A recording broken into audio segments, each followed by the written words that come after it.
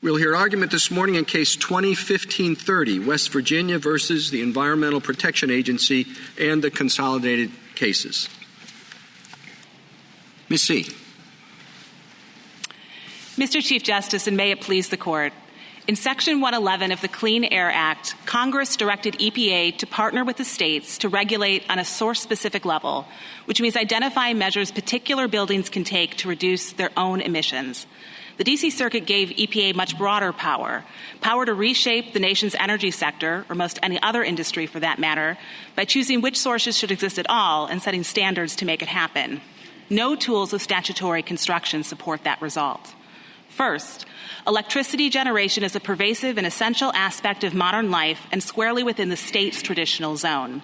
Yet EPA can now regulate in ways that cost billions of dollars, affect thousands of businesses, and are designed to address an issue with worldwide effect. This is major policymaking power under any definition. And though respondents argue EPA can resolve these questions unless clearly forbidden, this Court's precedents are clear that's backward. Unless Congress clearly authorizes it, Section 111 does not stretch so far. And Congress hasn't done so here.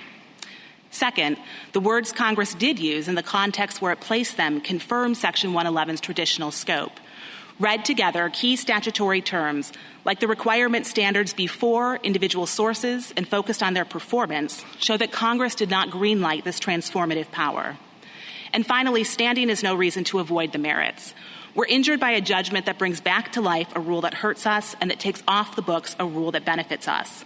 Respondents' arguments sound in mootness, and it's their burden to show that EPA's voluntary cessation and a stay are enough to end the case. They're not. We're asking for the classic appellate relief of undoing what the court below did, and this court has full power to give it. And the weighty issues at stake confirm that it should. In contrast to EPA's important but environmentally focused role, Congress and the states are able to weigh all of the competing factors and constituencies in play. The lower court was wrong to short-circuit that process here, and the court should reverse. I welcome the court's questions. You start your argument with the major questions doctrine. Do you need that to win? We do not, Your Honor. We think that the text is clear. The court can use any of the tools of statutory construction. It can focus on the particular words and context, but major questions and the federalism clear statement canon are also textual tools of construction, and we think the court can and should use that as well. So what is the difference between clear statement and major questions? So there are multiple versions of the clear statement canons. Major questions is one of them. The federalism canon is a different version of the clear statement canon. The clear statement part simply says what we assume would be in the statute, how clearly Congress would speak before courts are willing to find this agency power. So major questions is one version of the clear statement canon. So what factors would we take into account to determine which canon or which approach we would use? I think it's important to look at what the constitutional norms in question are. Canons like major questions are grounded in separation of powers. It's grounded in common sense presumptions about how legislators would operate. It's the words that we expect Congress would put in the statute. When this court deals with major questions, it is focused on the nature of the power at stake. Here, because there is transformative power that crosses industries and goes outside of EPA's core competency, this is the area where this court has been willing to apply the major questions canon before, and we argue that it should do so here. No, I think I was just trying to get a little bit more specific. What is it about this case that suggests we should use one or the other canon? Certainly.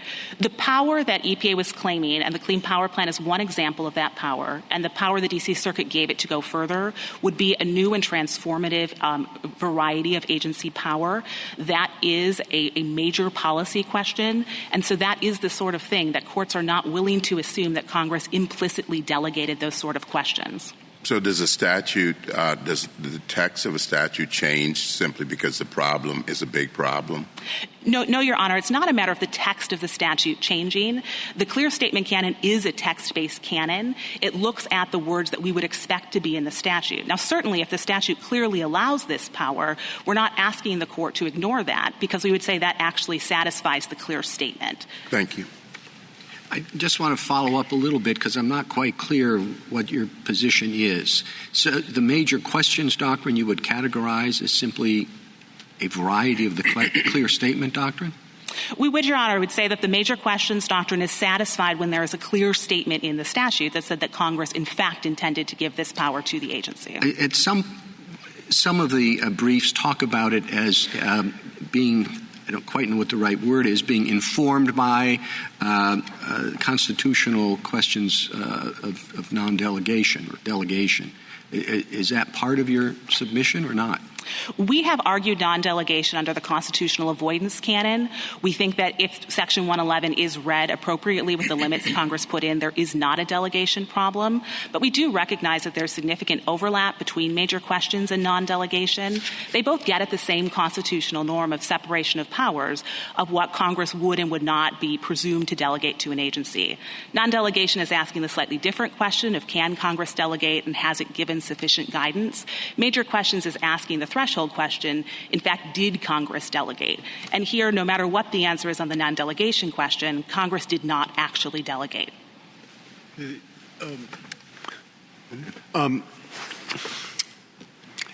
One problem that I have is that there is a word in the statute which I think is important. It talks about a system.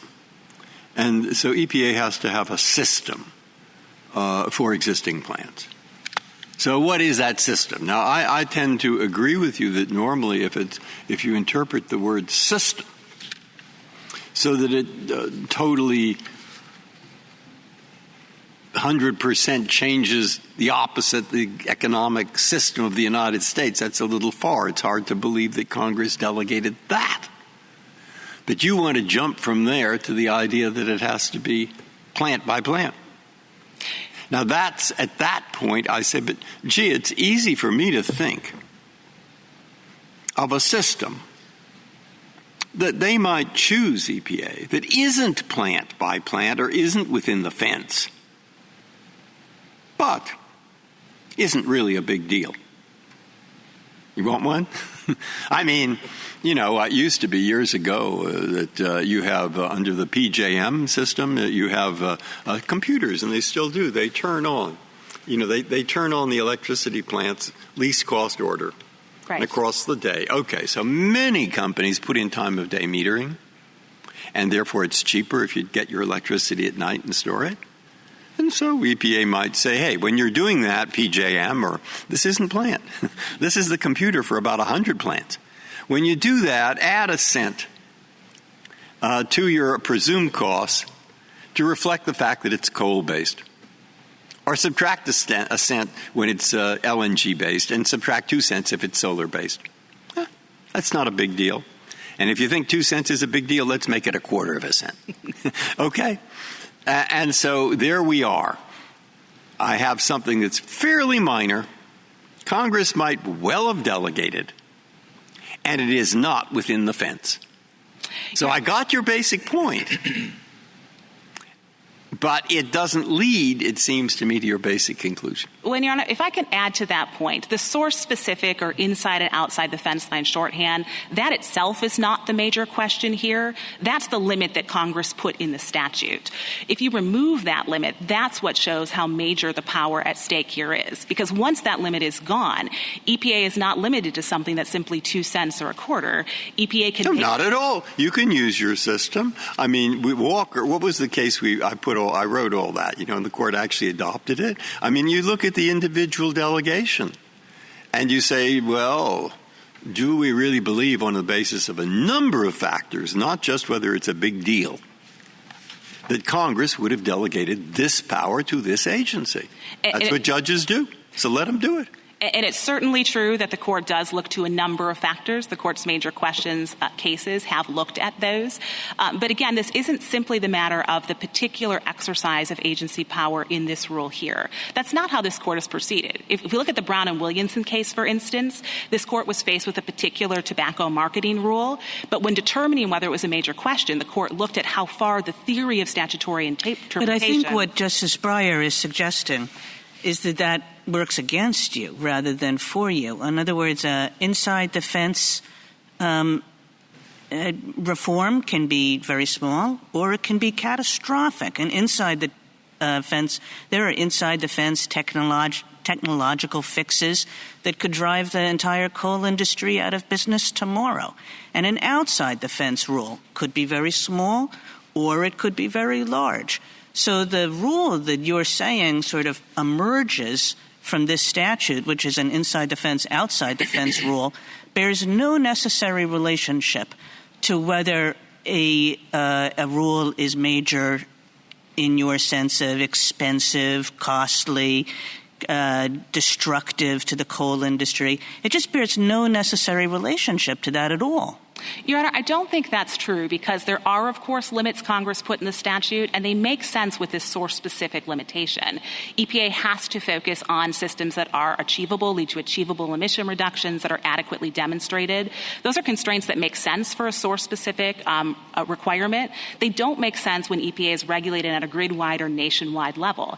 If EPA says we want to reduce coal plants significantly, well, of course, that would always be achievable in the sense it would reduce emissions. So the actual limits Congress wrote into the statute don't make sense without reading all of the words that Congress put in, which is this is a statute that's focused on what particular sources can do to make their own operations more environmentally efficient. Counsel, I want to go back to a version of what Justice Kagan and Justice Breyer are asking, which is when I look at the EPA as a whole, I see them, Congress, using very specific terminology when it's looking at an existing source and technology for that source. So in a number of provisions, it says very clearly, an existing source that has installed the best available control technology.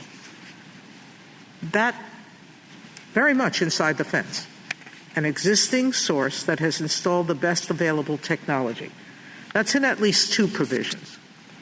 But here we have something much broader and very different words that say the best system and doesn't use at the source only for the state, but not in its definition of what the EPA has to do.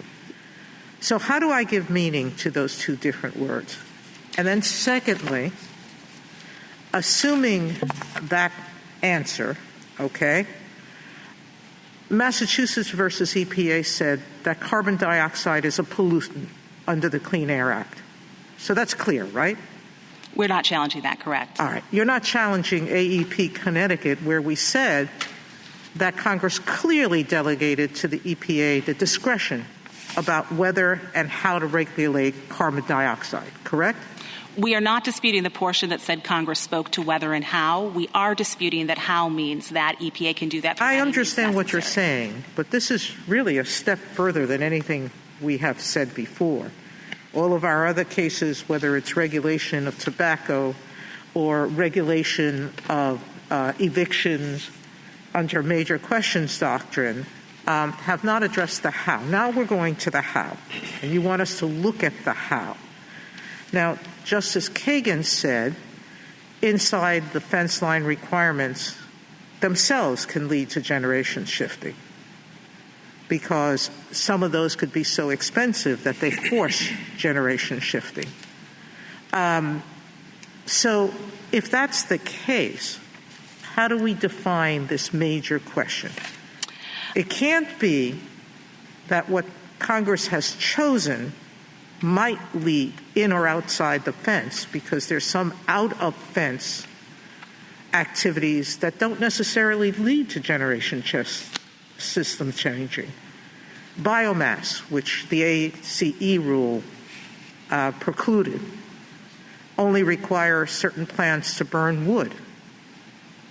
And so that won't force generation shifting. So tease out for me more precisely what this major question doctrine involves. Because I can't see it as being in and out of fencing for the reasons Justice Kagan said, and for the one that I just pointed to. So go back to two things. How do we give meaning to the different use of words in the statute? And two, tease out for me what's a major question here. Certainly. And so I think looking at how do we give meaning to those words, system is a broad word. We don't dispute that. But Congress paired it with limits. This court always reads statutes as a whole. It doesn't look at isolated words and give them their hyper-technical meanings. In the UR decision, which also interpreted the Clean Air Act, this court was very clear that the particular words need a narrower and context-focused interpretation. So if we look at the rest of the words in the statute, that it be for an individual It doesn't source. use limit there. It says best system of emission reduction. I don't read the word limit there. Well, Your Honor, reduction is different from elimination. We know that Congress knows the difference between them because in Section 112, right next to 111, Congress did use the terms eliminate and prohibit. This court gives meaning to the different words. I really wish there was any regulation that eliminated carbon dioxide. But even this one might eliminate it from some sources. But this regulation doesn't eliminate those emissions generally. The D.C. Circuit's interpretation of the statute doesn't give EPA any place where it has to stop. The fact that it put self-imposed handcuffs on in the Clean Power Plan does not mean it would need to do that in the next rule. That's because it does give a place to stop because the statute also says you have to consider cost and you have to consider various other factors. So this is not a kind of regulate to the end of the world kind of statute. It very clearly says that there are other constraints that have to be considered to impose reasonable limits. We are, and I agree with you if we are talking about measures that a particular source can take, because then you would be able to look at cost and make a reasoned determination. But if EPA is looking at the national or grid-wide level, and if it's dealing with an issue as massive as climate change, it's hard to see what cost wouldn't be justified. So that cost limit isn't really serving as a limiting factor if you take away the source-specific limitation that the rest of the words in the statute clearly put on EPA. Counsel, one argument we haven't addressed yet, and I just want to make sure we do before your time expires, is the question of standing or mootness. Of course. And the Solicitor General makes a strong argument that states are not harmed here because under the current state of affairs there is no rule in place. And how could you be better off with the ACE rule in place? Your Honor, if I may answer that question. Certainly. The Solicitor General agrees the relevant Article 3 question is whether we have injury traceable to the judgment and whether the court can redress that. And we do. The effect of the judgment is that the Clean Power Plan repeal is unwound, and so that rule would come back to life. And that certainly injures the states. Even though nationwide the emission levels have been largely met for the Clean Power Plan, 20 states have not met them. So there's no real question that we are not injured by the judgment. Anything that happens afterwards, a temporary stay or voluntary cessation, is in mootness, and respondents have not met their heavy burden to show it's impossible for the court to grant us any relief, and it's certain that we will not be harmed in the future. How are you different than Thank you, EPA? counsel. I'm sorry. We'll get to you in a moment. Justice Thomas, anything further? Justice Breyer? Justice Sotomayor? How is this any different than EPA versus Brown? There, the EPA announced while the case was pending that it was planning to modify a regulation that had been challenged. The government asked, like you're asking, that we offer guidance to the EPA. Like various points in your brief, you talked about guidance for the rulemaking that's taking in effect. And we strongly said that would be an advisory opinion. The government has disavowed that it's going to readopt the CWA. And we said, new regulations coming. How are you different from the EPA, number one? And number two, I'm not sure how the ACE rule, which has also been the vacatur of it's been put on hold, waiting for the new rule, how that hurts you either, because the new rule is going to supersede both. Well, Your Honor, first, we do not know what EPA will do at the end of the rule. Oh, that's absolutely true. But that's the standard this court uses. When we're dealing with voluntary cessation, when the next rule is entirely in the control of respondents, this court say the case is not moot unless it is certain that we will not be harmed. This is not a mootness question. This is an advisory opinion question. That's how the EPA discussed it.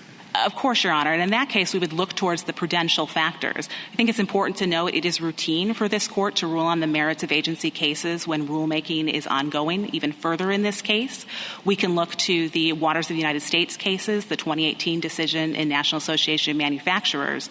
There, the agency was even further along here. There had been 2 NPRMs of new proposed rules, and this court still proceeded to give an answer on the merits. I think the prudential factors are very similar here. That is another area where over multiple administrations there had been significant agency waffling on the decision involved and what the standard would be.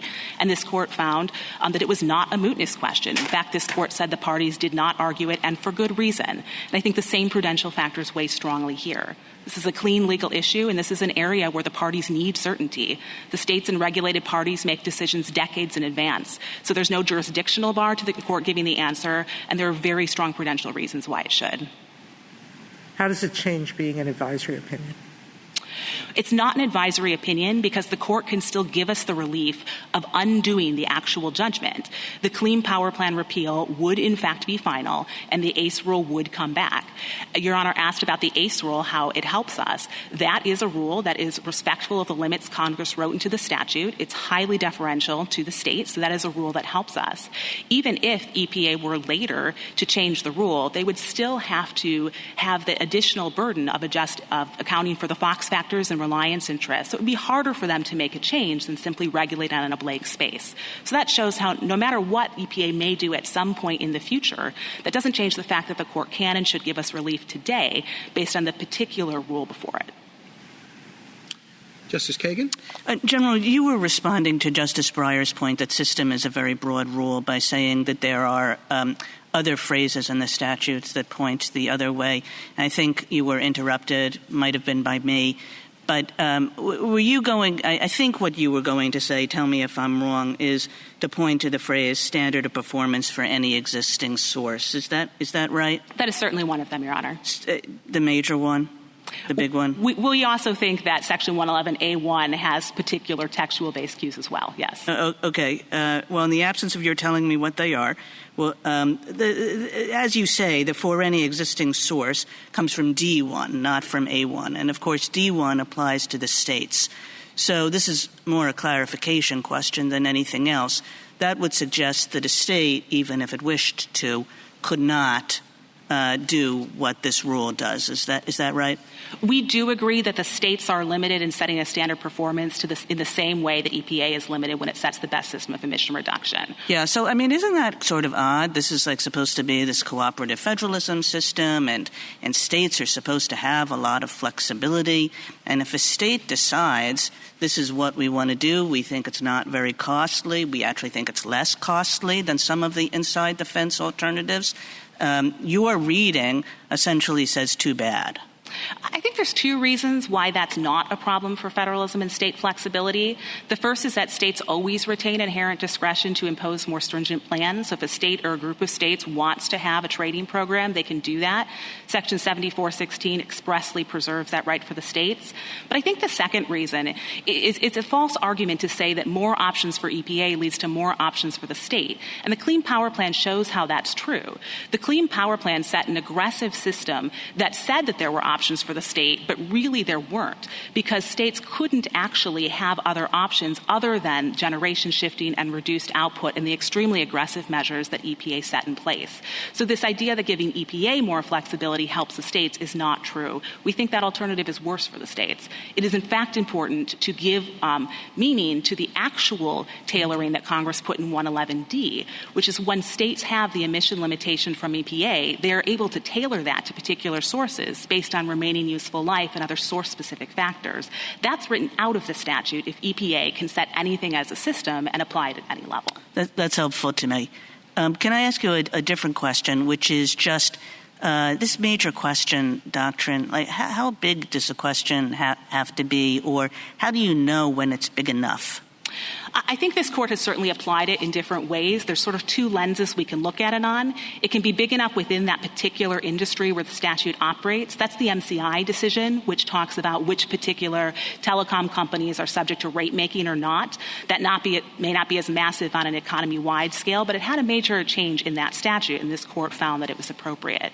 But we can also look at the broader economic and social consequences. And do you look at those now? I mean, I would think that if this is a rule of statutory construction, and I would think that whether or not it has any kind of constitutional links, that the question would be what the Congress at the time thought and what the circumstances at the time were.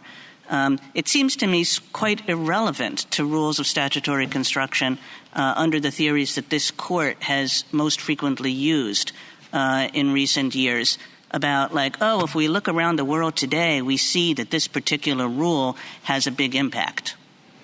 I don't think that's true, Your Honor, because we certainly look at the words that the Congress of 1970 or 1990 put into the Clean Air Act. But when we have these clear statement canons, this court looks at common sense assumptions about what words we would expect to see there if Congress was in fact going to give broad delegation to allow EPA to make decisions such as whether to engage in nationwide cap-and-trade systems, how far to go, and how to do it.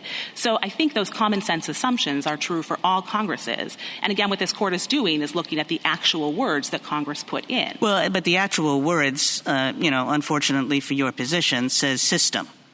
Well, Your Honor. Which suggests, that what Congress wanted to do, understanding that this was an area that was going to move very fast, has lots of technical components to it, that it wanted to give the agency flexibility to regulate as times changed, as circumstances changed, as economic impacts changed, all things that they could not possibly have known at the time. I think it is true that flexibility is important in the term system. Of course, Congress expected and hoped that technology and work practices would change. But Congress didn't just end with system. It also talked about a standard of performance, and that's one of the terms in Section 111A. It also talked about something that can be applied. I think even in the Clean Power Plan, at that point, the agency recognized that in context, terms like application and achievable meant that EPA was limited to measures that could be, quote, implementable by the source. Now, the way that the agency got around it at that point is it redefined source to mean owner and operator. Now, the agency, I don't believe, is trying to justify that statutory sleight of hand here, but it still wants to get away from the restriction that application actually means something a source can do. So it's not just system. Thank you, General. Justice Gorsuch? Justice Kavanaugh? What happens to this case if EPA issues a new rule before we decide this case? I think it would depend on what the new rule is. If there is a final rule issued, this case very likely would be moot. The coalition that I represented did move for the D.C. Circuit to dismiss the challenge to the Clean Power Plan after the rule was in fact adopted. That wouldn't necessarily be the result. I think the City of Jacksonville case is helpful for us on that point. That involved an ordinance that had been repealed by the time the case made it to this court, and that ordinance had actually been replaced by something that was different in some significant ways. And the court found that the challenge to the first ordinance was still not moot because it injured the parties in, quote, fundamentally the same way. So if there is a new rule that is based on the same legal error that hurts the states in the same way, it wouldn't necessarily be moot. But we do think that a final rule would be a significantly different situation than here, where a year after the D.C. Circuit's decision, we still don't even have a notice of proposed rulemaking to know what direction the agency might go in. And the agency hasn't even given us any indication that a new rule might help us. If anything, statements from the administration suggest that the rule would only make our injuries worse. Thank you. Justice Barrett? General, what is the daylight between the major questions doctrine and the non-delegation doctrine? So at the beginning of your argument, you talked about how the major questions doctrine can be understood as, inspired by the separation of powers, and you talked about avoidance and non-delegation. So if the idea is that Congress shouldn't delegate major questions to an agency, is there any daylight between them? I think certainly that is a broad view of the non-delegation doctrine. It's not necessary for the court to go that far to say whether Congress could delegate these questions, because here it's clear Congress didn't. So I think the daylight between the two is really this question of, has Congress purported to delegate? The major questions clear statement canon is getting at that question. What did Congress think it was doing? What did Congress actually do with the words it put in the statute?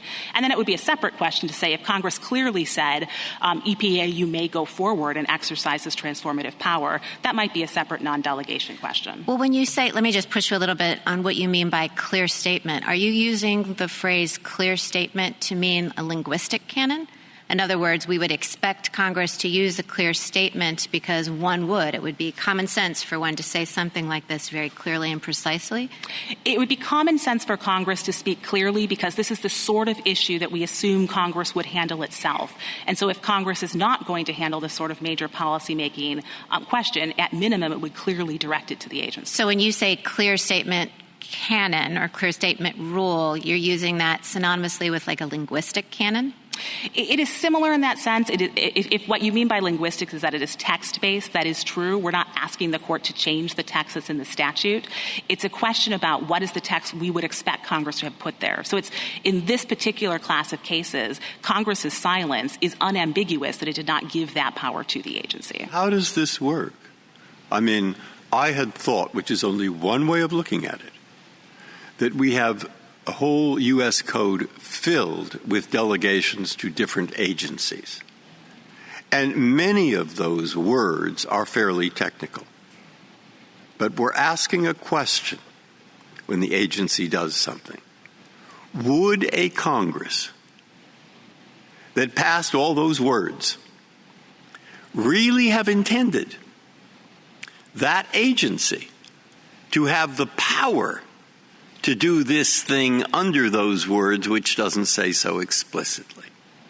Right? Your Honor, and there are many, many things that might argue for or against that. Is it an interstitial matter? Is it a minor matter having to do with administration that they're more familiar with? Is it something that's going to change the whole United States of America? That cuts the other way. But a question is, how do we, in the face of silence, determine what Congress would have wanted to delegate, including this or not? And a different question is, if Congress did, is it specific enough to pass non-delegation, the non-delegation requirement? Those are two very different questions. They are, of course, Your Honor. So how do you see it? So I think on this first question, when we're looking at how do we know, we can look at the language this court has used. Is the interpretation the agency is advancing something that would lead to extraordinary authority, in the words of Gonzalez? The court looks at the breadth of authority. I think a simpler answer here about what the Congress actually meant, we can look at 1990, which is the last time the Clean Air Act was amended. Congress made particular changes to 111, but it also made changes to 3 other portions of the statute where it specifically wrote in trading and cap-and-trade language. That's in the implementation standards for NAAQS standards. That's in the stratospheric ozone portion of the statute, and also acid rain. So we know Congress was thinking about these nationwide cap-and-trade measures at the exact same time it made changes to 111, and it didn't put those words in there. And I think going to the second question of assuming Congress did, assuming we had something that specific, I think then we would have to look at the non-delegation questions. And I think the way that the court has looked at it through the intelligible principle, that's how we're arguing it here under constitutional avoidance. We think that the limits that Congress put in the statute make sense if the agency is limited to things a particular building can do, but those limits have no meaning to them if EPA is able to regulate at any level it wants to. So we think that even under that existing framework, there would be serious non-delegation questions. And of course, there would be a separate question if this court would revisit, would be inclined to revisit in a future case whether or not Congress could delegate that. But again, Congress does not need to reach that question here because it certainly did not delegate that power. Thank you, counsel.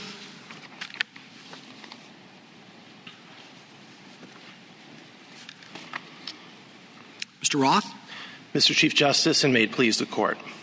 On our reading of Section 111D, the EPA's power is a bounded one.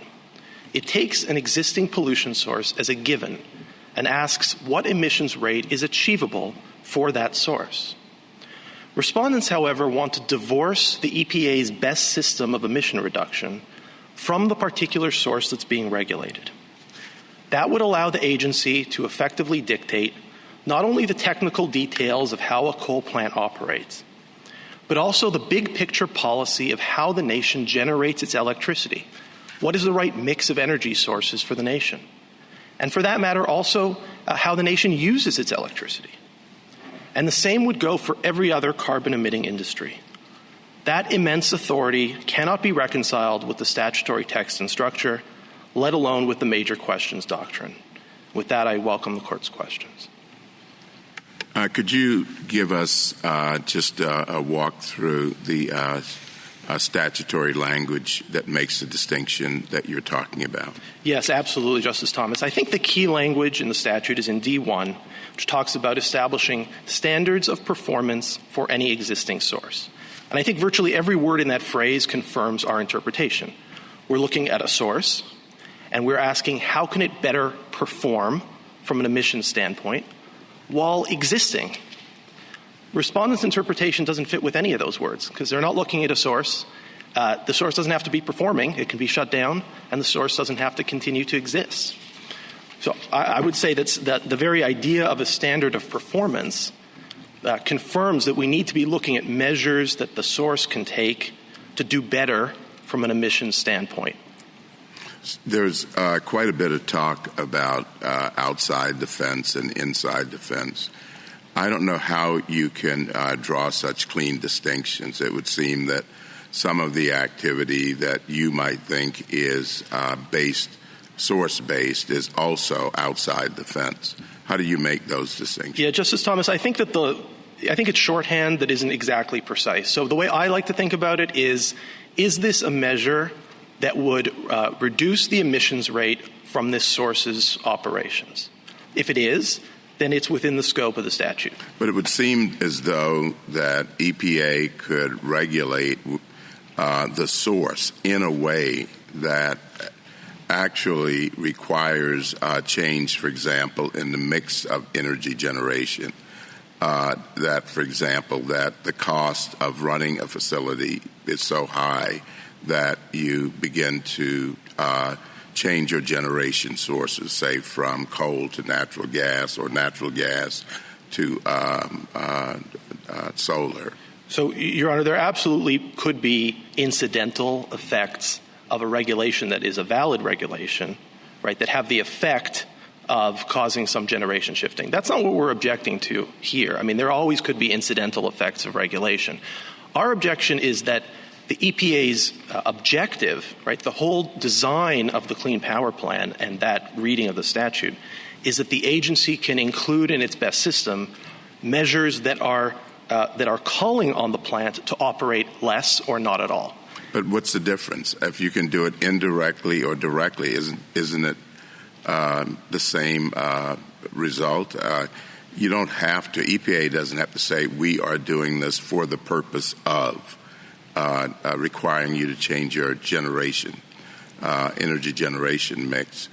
But by regulating the facility, it can cause you to do that yourself. So what's the difference? Well, Your Honor, I think one can result in a standard of performance, the way we think of that term, and one can't. So if there's a way for the source to comply, right, I'm going to change my technology, I'm going to change my work practices, I'm going to do these things that are going to cause my operations to emit less than they otherwise would, then it's a standard of performance. We're regulating how the plant operates. And if you choose to do something else, if you decide, look, this plant doesn't really, it's not economical anymore, I'm going to shut it down, well, that's an incidental byproduct. I think that's very different from the EPA saying our goal here, the way we are going to reduce emissions, is not by making the plant work better.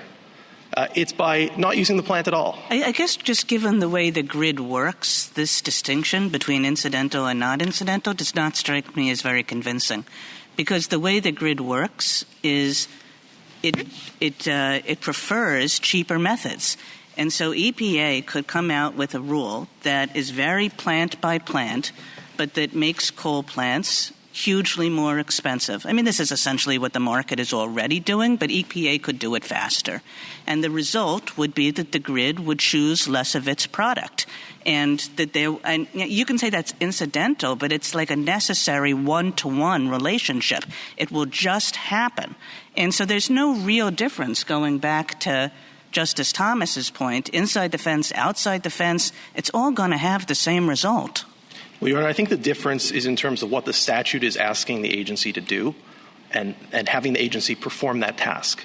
So if the agency is being honest and says the best way to reduce emissions from this plant is to buy this scrubber and install this scrubber, and yes, that's going to increase its costs and there's going to be some effect to that, but the reason we are doing this is because the best system for this plant is to get that scrubber. Look, it's doing what the statute tells it to do. I don't think we would have an objection to that. We could say maybe it's not adequately demonstrated. And here's what EPA has said. EPA has said, it's all generation shifting. But this system, it's actually going to cost less for everybody than if we did something like what you're talking about. So why shouldn't EPA have that ability? Why shouldn't the states have that ability?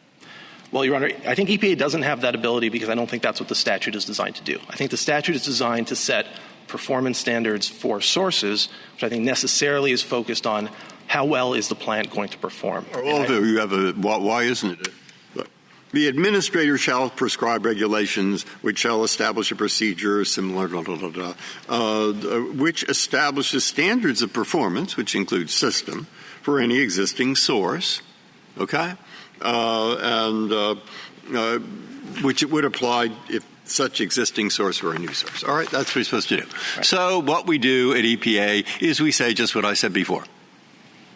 We're talking about the computer, which is underground somewhere in New Jersey, or it used to be, or I don't know where it is now. It's somewhere underground in Boston, or controls several states. And it's going to affect, because it's going to affect the prices of what comes online faster, of sources all over the place. Now, what in these words here prevents them from doing that? And it has nothing to do with in-fence. It has to do with totally without a fence. Okay? Right. So what the words that stop that? So, Justice Breyer, I don't think that could be called a standard of performance for any existing source, because on that hypothetical, Your Honor, why? It affects every existing force that happens to have a time of day meter. But, Your Honor, none of the sources are doing better from an emission standpoint. They are not performing better. Oh, yes, they are.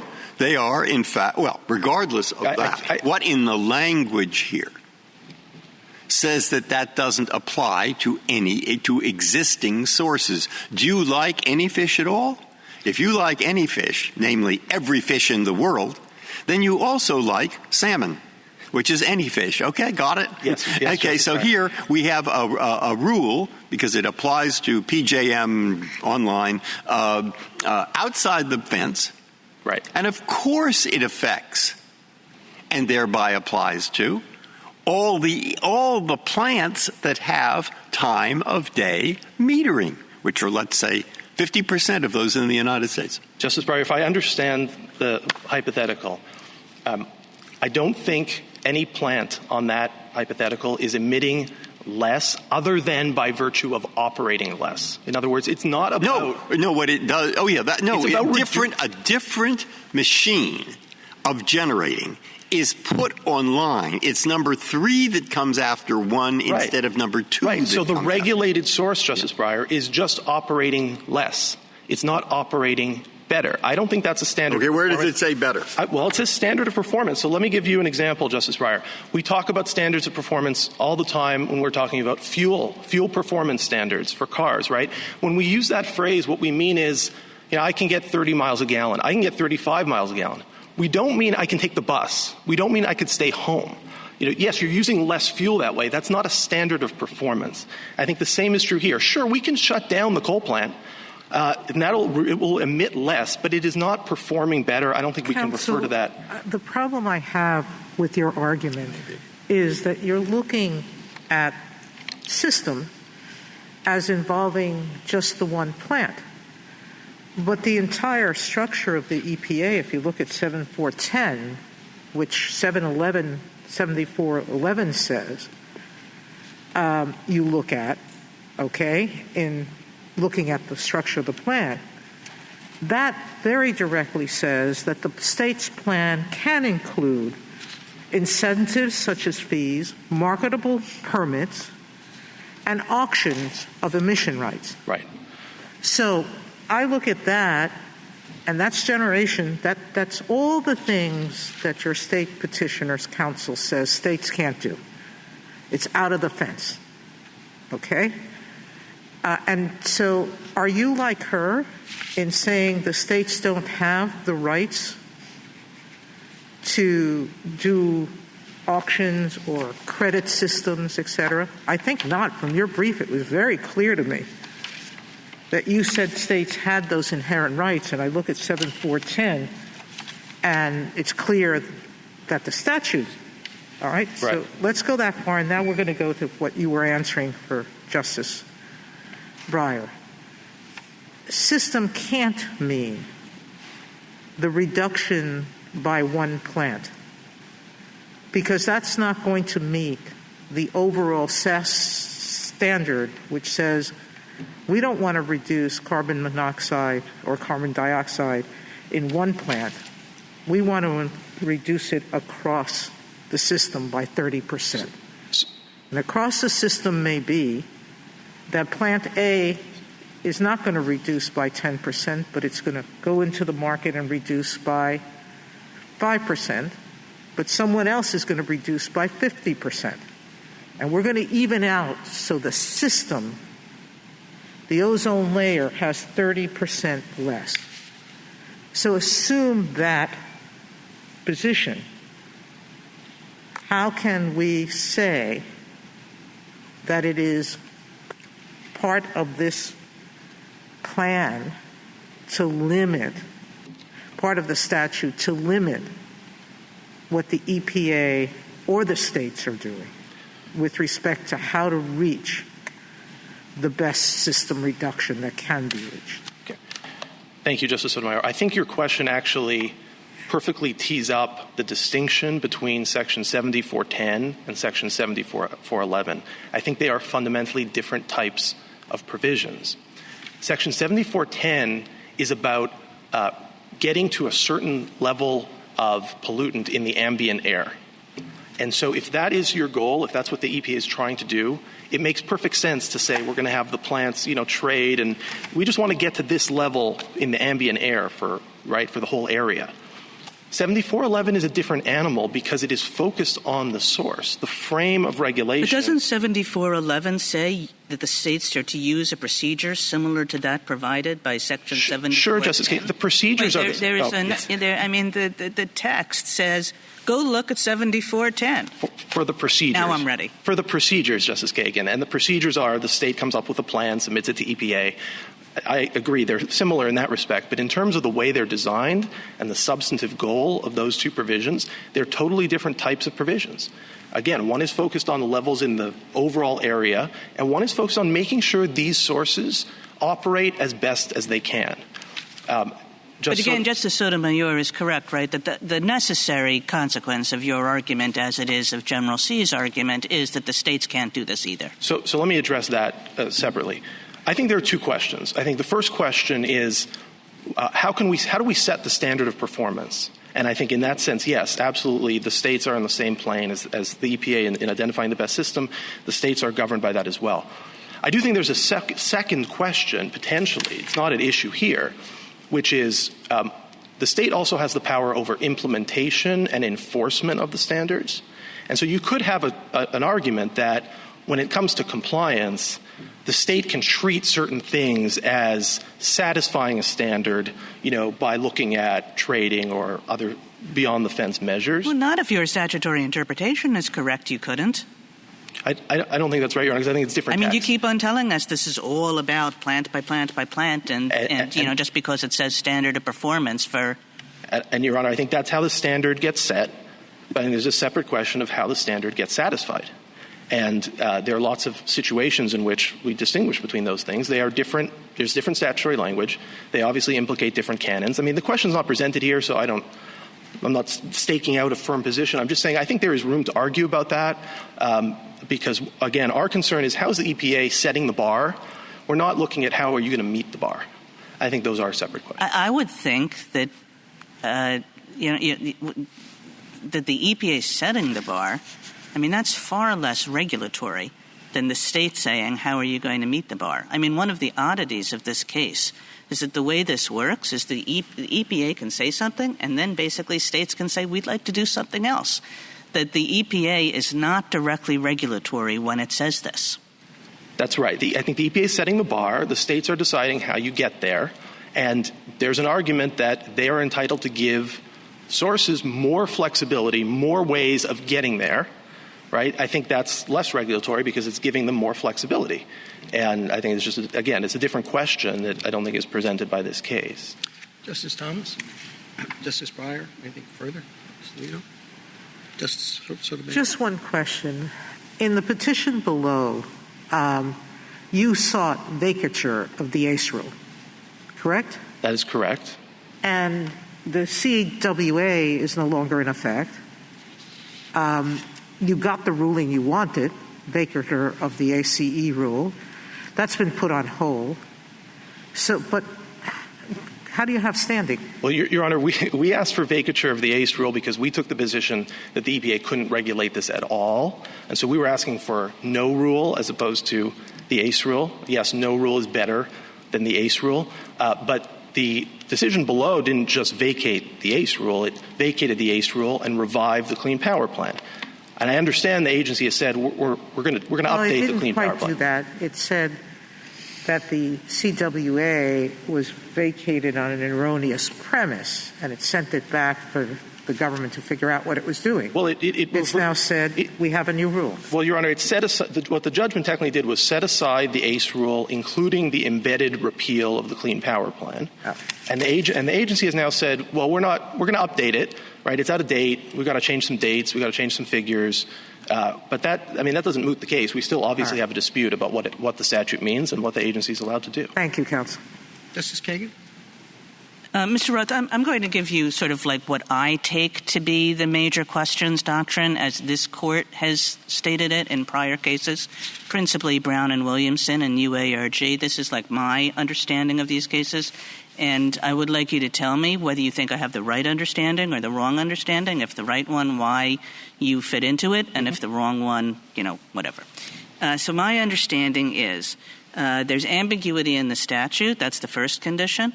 The second is that the agency has stepped far outside of what we think of as its appropriate lane. The FDA regulating tobacco, that sort of thing, just like something that's like, what? The FDA regulates tobacco? Mm-hmm. So that's the second. And the third is even though it is conceivable on the face of the provision being most directly looked at, that it kind of wreaks havoc on a lot of other things in the statute. So I would say it's those three things that are the common points of UARG and of Brown and Williamson. Do you agree with that? Yes, Your Honor, I do generally agree with that. I think that certainly works for us in this case. I mean, I think there are some stronger versions of the major questions doctrine that some cases might suggest, but I think that version is perfectly consistent with what we're arguing here. In fact, again, I don't think we actually need the major questions doctrine to win this case. I think the text is pretty clear. But I do think we fit directly within that. And here's the way to think about it. On our version of the statute, the agency is basically solving an engineering problem. Right? We've got the source.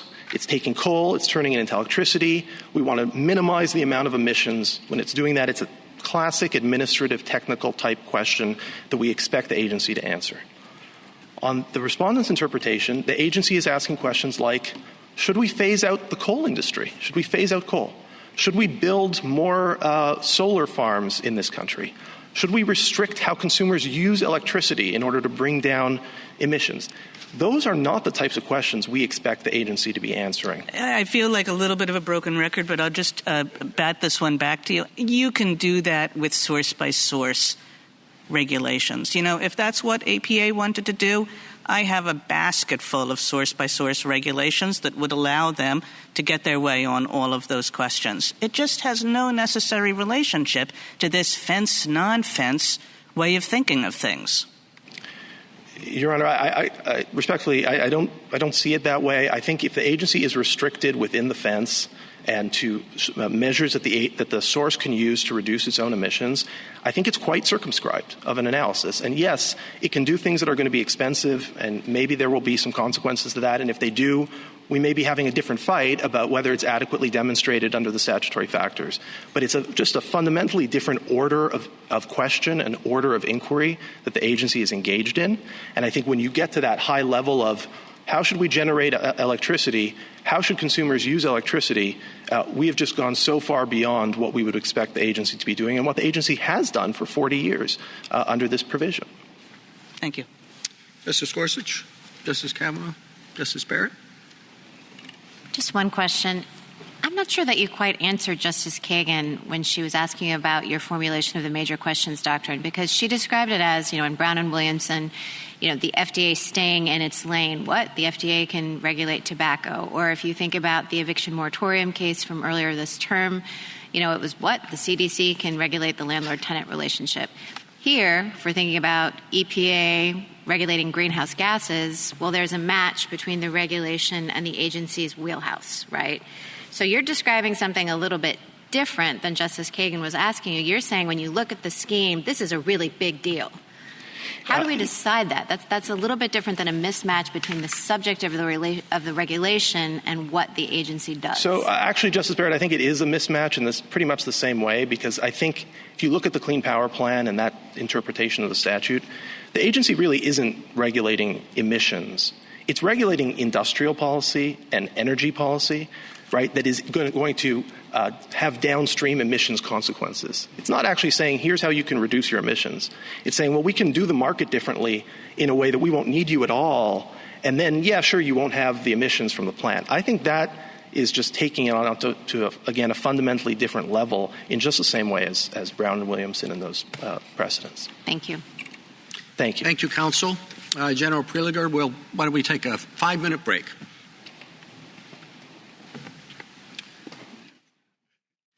General Preliger. Mr. Chief Justice, and may it please the court. This case is not justiciable, and petitioners are wrong on the merits in any event. On justiciability, the D.C. Circuit's judgment leaves no EPA rule in effect. The agency action challenged here wasn't the Clean Power Plan. It was the decision to replace it with the ACE rule. The D.C. Circuit vacated ACE, but chose not to reinstate the CPP. So no federal regulation will occur until EPA completes its upcoming rulemaking. Petitioners aren't harmed by the status quo and can't establish Article III injury from the D.C. Circuit's judgment. Instead, what they seek from this court is a decision to constrain EPA's authority in the upcoming rulemaking. That is the very definition of an advisory opinion, which the court should decline to issue. If the court reaches the merits, it should affirm. No one seriously defends the ACE rule's view that the statute restricts states and power plants to inside the fence line measure. That restriction is unprecedented and would threaten to disrupt an industry that has long relied on measures like trading and averaging to reduce emissions in the most cost-effective way. Nor does the statute limit EPA to inside the fence line measures in identifying the best system of emission reduction. Petitioners claim that interpretation is necessary to prevent the EPA from restructuring the entire industry or shutting down all coal plants. We agree that EPA cannot do those things, but that's because of the express constraints that Congress included in the statute. Among other things, the system has to be adequately demonstrated. It has to be of reasonable cost. It can't threaten the reliability of the energy grid. And critically, it must be focused on cleaner production, not on reducing overall levels of production. Finally, petitioners are wrong to say that this case implicates a major question. For all their criticisms of the CPP, we know that it wouldn't have had major consequences. The industry achieved the CPP's emission limits a decade ahead of schedule and in the absence of any federal regulation. Given that reality, petitioners ask the court to focus on the nature of the statute in the abstract, not on the particular effects of any particular regulation. But that is never how this court has looked at major questions, and it just reinforces that petitioners are seeking an advisory opinion here. I welcome the court's questions. Would you kindly say a bit more about your statement that the court did not, the D.C. Circuit did not reinstate the CCP? Yes, of course, or Justice. CPP. Of course, Justice Thomas. So at the time that the case was pending in the D.C. Circuit, I think there was a live question about what EPA's rule would be. Was it going to be the CPP or was it going to be ACE? But when the D.C. Circuit issued its judgment and vacated the ACE rule, it did not reinstate the CPP. And I think that was for good reason. There were really three key facts that had changed on the ground that I think prompted the D.C. Circuit to determine that that was the appropriate remedy here. The first thing I would emphasize is that the CPP had never taken effect, so it had never altered the status quo or subjected petitioners to any form of regulation.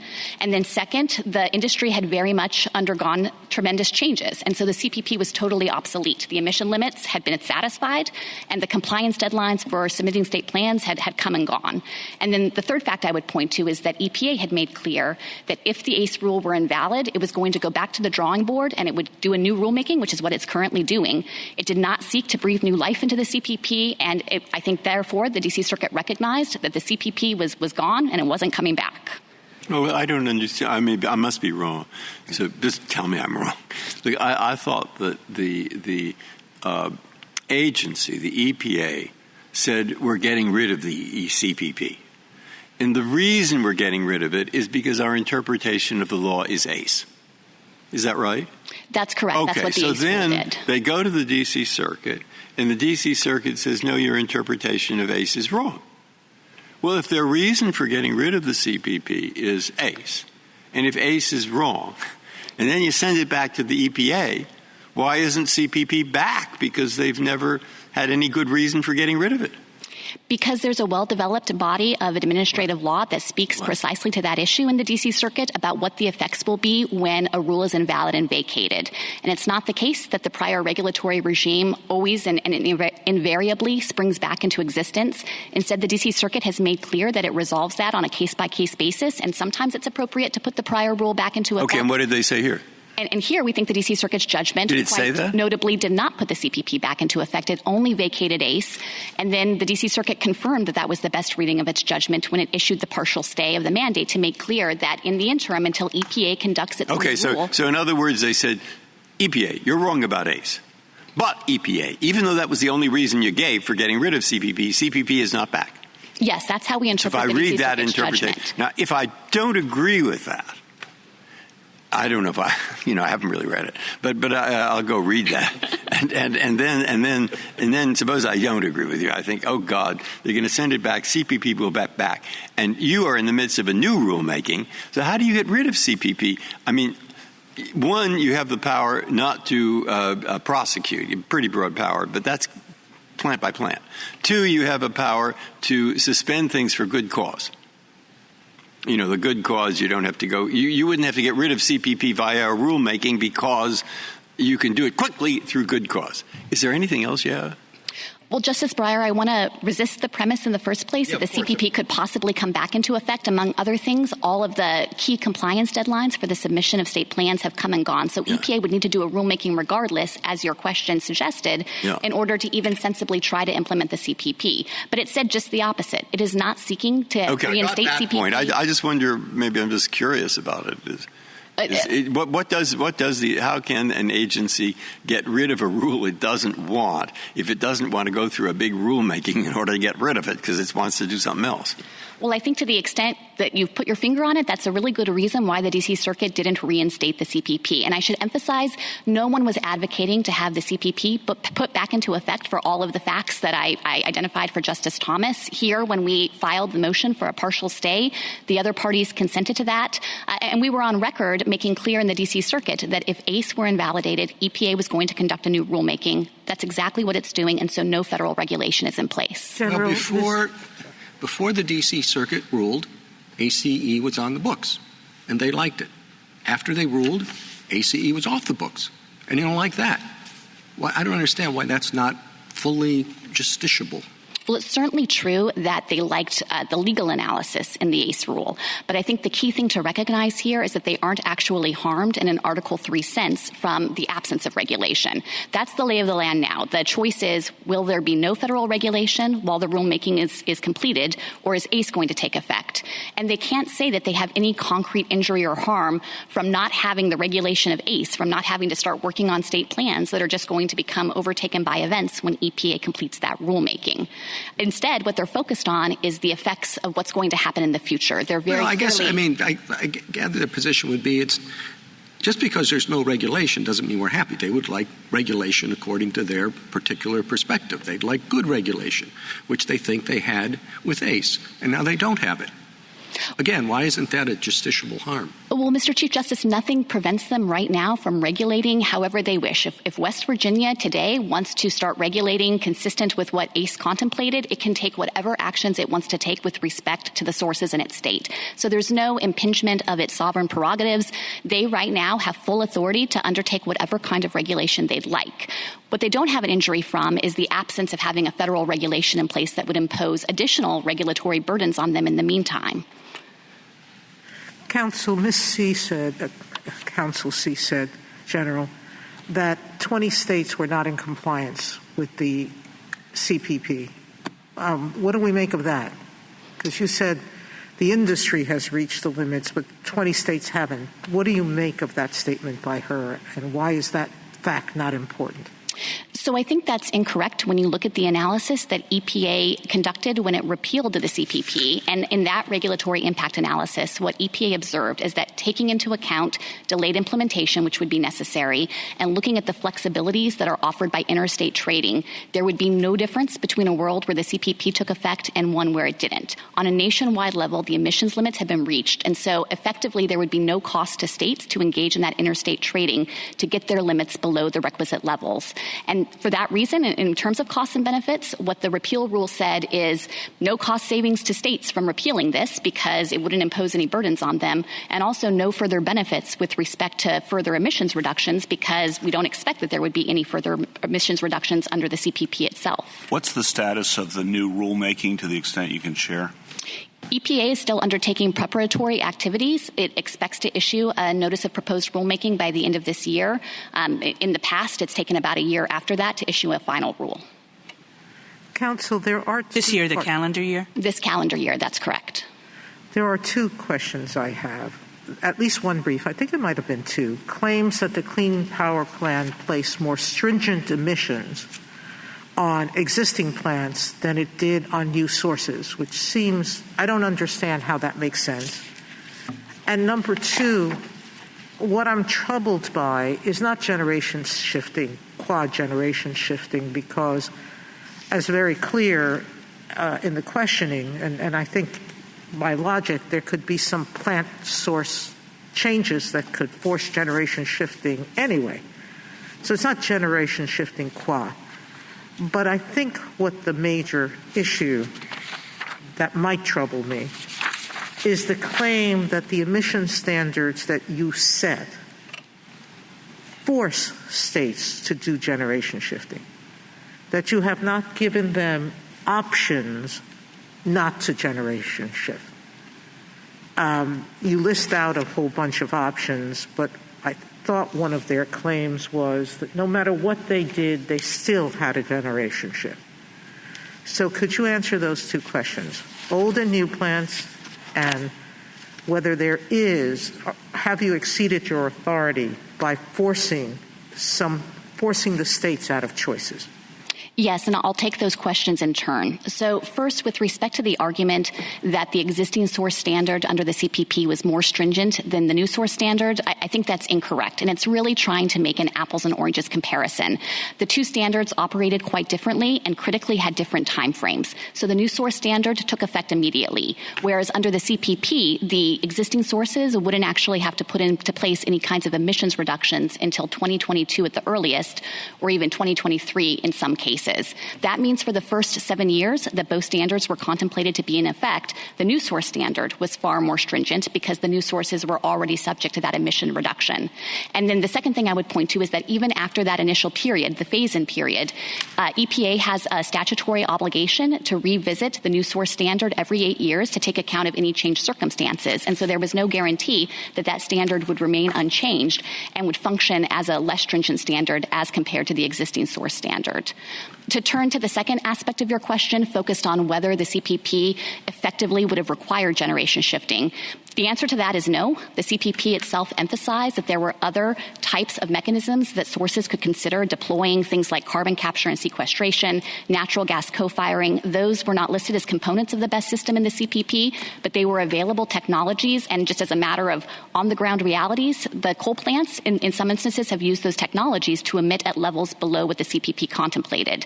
So it's just wrong to say that the standards couldn't have been met through any other way than generation shifting. I think keep going, sorry. Well, if I could just make one final point in response to Justice Sotomayor, I do want to acknowledge that, of course, EPA recognized that sources were most likely to comply through generation shifting. That would be most cost-effective for them. But I don't think that there's any anomaly between that kind of correspondence between the best system of emission reduction and how the sources actually choose to comply. Because, of course, part of EPA's task here is to see what is adequately demonstrated. What is the power sector already doing to control emissions? And that's the starting point for identifying the best system, and they also have to look at cost. So to the extent that EPA is saying, here's what the power sector is doing to reduce their emissions, it's just not surprising to see that they would continue to generation shift to satisfy that emission limit. The other side's theory, I think, zooming out a bit, is that Congress knows how to do cap and trade. They did it with acid rain. There were bills pending in Congress to do cap and trade for CO2 emissions. Ultimately, those did not pass, and that what happened is the executive branch, as executive branches are, unhappy with the pace of what's going on in Congress, tried to do a cap and trade regime through an old and somewhat ill-fitting regulation. So the cap and trade aspect of this, I just want you to address and kind of put that in context of like UARG, squeezing it into an old statute that wasn't necessarily designed for something like this. So I think that their reliance on that failed legislation in Congress is wholly misplaced. Those bills looked very different from the CPP. It's not as though Congress considered something like the CPP and rejected it. Instead, those bills would have applied to far more industry participants, not just power plants, would have governed far more pollutants and not just carbon dioxide. And I think as this court recognized in Massachusetts versus EPA when it relied on or rejected a similar type of argument pointing to failed legislation, I just don't think there's anything to glean from that record that would suggest that Congress had specifically contemplated and disapproved of the CPP itself. And just one final point on that is to emphasize that, of course, the CPP was not a national cap and trade scheme. EPA exercised its role, its kind of intermediate step of announcing the degree of emission limitation achievable based on the system it had identified, but then it was up to the states to exercise their role in this cooperative federalism scheme to identify the standards of performance for their sources. And as I had mentioned to Justice Sotomayor, nothing required that they actually use the best system that EPA had identified to any particular degree or even at all. General, do I take from your opening comments that you agree that there is such a thing as the major questions doctrine? I certainly agree that the court has applied that interpretive principle, but not in a case that looks like this one. It's always done it with respect to actual effects. Right. So how would you articulate what the major questions doctrine is? As I understand the way the court has applied this interpretive principle, it has at the outset always engaged in a traditional interpretative exercise looking at the traditional tools of text, context, and structure. And then in cases like UARG or Brown and Williamson or eviction moratorium, the court has said that if there were any doubt about what it has already articulated as the best interpretation of the statute, that ambiguity would be resolved by the fact that the particular agency action has sweeping consequences based on its costs or the number of people involved or the type of authority claimed. And that's just very different, I think, down the line from how petitioners are asking the court to rely on major questions here. First and foremost, there is no agency regulation for the court to review to evaluate those kinds of effects. Well, just getting back to what we're talking about, so you go through the whole analysis, you come up with what you think the right answer is, and then you ask whether that's consistent with the major questions doctrine. That's how the decisions sounds have been like structured. like a rule of lenity. I think the court has applied it as additional confirmation of what it has understood to be the best interpretation of a statute based on those traditional tools. Well, why doesn't, I think there's some disagreement about how to apply it. Why wouldn't you look at it at the outset and say, as I think the court did in FDA, why is the FDA deciding whether, cigarettes are illegal or not? And then that is something that you look at while you're reading the particular statute, or whatever other things you look at when you're trying to interpret a statute, and see if it's reasonable to suppose that. I'm just thinking back on Alabama realtors or the OSHA vaccine case. I don't know how you would read those as not starting with the idea that this, however you want to phrase it, this is kind of surprising that the CDC is regulating evictions and all that, and then look to see if there's something in there, I guess, that suggests, well, that however surprised, that's still what we think that type of regulation was appropriate. Well, I certainly don't dispute that the court in those cases has looked at the actual effects of the agency regulation and found them to be surprising and incredibly consequential. But I do think that it wouldn't make sense to try to ask this as an abstract question at the outset, because among other things, we agree with how Justice Kagan articulated the principle that this is really about filling in or directing what to do when there's ambiguity in a statute. And so you can't sensibly apply a major questions lens until you've determined that there's some ambiguity to resolve. And to instead I'm not sure I understand you. I mean, you described it as an abstract inquiry. I don't know how abstract it is. It's just you look at it and you say, why is the CDC regulating evictions? Well, let me try to make it. That's a pretty concrete question. And here, I think, though, it's not concrete at all, because there's not any agency action for the court to review. And instead, petitioners have pressed on this idea that the court should adopt an inside-the-fence line limitation that is not at all the dividing line between what kinds of agency effects would be consequential or minor. You can imagine a future regulation that only uses biomass co-firing, for instance. And I think it would be hard to say, well, that's a major question. That has vast economic and political significance. Your average Joe on the street probably hasn't even ever heard of biomass co-firing.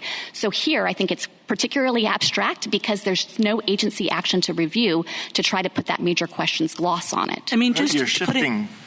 Your argument is shifting back and forth between your mootness argument and your argument on the merits. As to the mootness argument, have we ever held that the issuance of a stay can moot a case? I'm not aware of a precedent, but I want to be clear that we're not arguing that it was the stay itself that mooted the case. We think the stay just confirmed the D.C. Circuit's judgment not to reinstate the CPP. Has the D.C. Circuit held that the reinstatement of the CPP is off the board? I think that's the only reasonable interpretation of this judgment. And this was something that the parties had touched on in the briefing before the D.C. Circuit. It came up at the oral argument. No one was pressing to have the CPP be reinstated because it just couldn't sensibly apply now, given that it's been overtaken by events. Well, on to the merits part of what you said just before I asked my question. Mr. Roth made the argument that the application of the major questions doctrine here would be very similar to the application of that doctrine in the tobacco case or in the eviction moratorium case, because here what your interpretation of the statute claims for EPA is not a technical matter. It is not a question of how to reduce emissions from particular sources, but you are claiming that the interpretation gives you the authority to set industrial policy and energy policy and balance such things as jobs, economic impact, the potentially catastrophic effects of climate change, as well as costs. Why isn't that correct? It's incorrect here, and I think this just points up the problem with trying to interpret the statute outside the context of an actual agency regulation. Because although we agree with petitioners with respect to many of their hypotheticals that EPA couldn't do those things, it's because of any number of other limits in the statute. There are 6 limits that I'd love to go through if you're interested in hearing them, that we think address their hypotheticals and are ones that Congress expressly incorporated. And what's missing is this inside the fence line limitation, which we don't think tracks what will be major and what wouldn't be, and would deny much needed flexibility to do common sense and commonplace and well-established limits in this industry for things like averaging and trading. Well, the statute requires EPA to take into account, just to take into account, not even balance, take into account several factors, and they are incommensurable. You know, how do you balance or take into account, what weight do you assign to the effects on climate change, which some people believe is a matter of civilizational survival, and the costs and the effect on jobs. So I think it's important to distinguish between that type of cost-benefit analysis, which EPA would conduct in a regulatory impact analysis under an executive order, and the separate statutory constraints in Section 7411, which we think wouldn't require that kind of balancing and very much constrain EPA. First, EPA has to determine that the standard is adequately demonstrated or the system is adequately demonstrated, and I think that answers the concern about EPA just restructuring the industry. Instead, it looks at what the sector is already doing as the baseline. Second, of course, as we've noted, you have to look at costs, and that means that it cannot be of unreasonable cost on the industry. That cannot be balanced away by saying that there are tremendous benefits. It can't threaten the reliability of the electricity grid, which means that, again, EPA cannot undertake these kinds of substantial transformations or restructuring that would ultimately threaten our access to electricity in this country. And then there are additional limits under the term system of emission reduction that we think would further guard against things like offsets or taxes or simply shutting down plants. EPA can't do those things because they wouldn't qualify as a system of emission reduction. No, I really don't see what the concrete limitations are in any of what you said. If you take the arguments about climate change seriously, and this is a matter of survival, so long as the system that you devise doesn't mean that there isn't going to be electricity, and so long as the costs are not absolutely crushing for the society, I don't know why EPA can't go even a lot further than it did in the CPP. Because the D.C. Circuit, which has principally been responsible for looking at these types of actions, has interpreted those requirements to be real constraints here. And EPA cannot undertake action that would threaten the industry with unreasonable costs. So I think this just underscores why it's problematic to try and think about exercises of authority in an abstract way without a currently applicable regulation before you to actually measure these kinds of things. Under your interpretation, is there any reason why EPA couldn't force the adoption of a system for single-family homes that is similar to what it has done in what it is claiming it can do with respect to existing power plants? The limit on that is the fact that EPA has never listed homes as a source category and couldn't do so because they are far too diverse and differentiated. You couldn't sensibly apply the statute to them because you wouldn't have an adequately demonstrated system that could be cost-effectively installed at each and every home, given how different they are. And I would just emphasize, Justice Alito, that even their own example of homes, which is an idea that EPA would require the installation of solar panels on homes, that just shows the problem with their interpretation because that is a quintessential inside-the-fence line measure. It's a technological solution at the home that reduces emissions at the home. So the interpretation they're asking the court to adopt doesn't address those concerns. Instead, it's the express constraints in the statute that we think prevent that. Thank you, counsel. Justice Thomas? Justice Breyer? I do have a quick question because I think it's important to get this straight in my mind. The reason I thought that the CPP is alive and there, this is the reason. On page 37A, which has the opinion of the D.C. Circuit, it says, at the outset, the ACE rule repealed the Clean Power Act. Okay? It explained it had to do that, the EPA, because the statute made them do it. Then I look to 161, where they say, 161A, where they say what they did. They say the only permissible interpretation, that's what ACE thinks, but we cannot, where statute grants an agency discretion, but the agency erroneously believes it doesn't have it, we cannot uphold the result, correct? As an exercise of the discretion that the agency disavows. All right, got that? Then they say, and the regulation must be declared invalid. Okay, that's ACE. That's ACE they're talking about. We conclude that the EPA fundamentally has misconceived the law such that its conclusion may not stand. Its conclusion was to get rid of CPP. Then it says we hold the ACE rule must be vacated and remanded to the EPA so the agency may consider the question afresh in light of the ambiguity we see. So where is it? It says that CPP doesn't exist. It says ACE is wrong. We remanded for reconsideration. Now, you tell me what to read.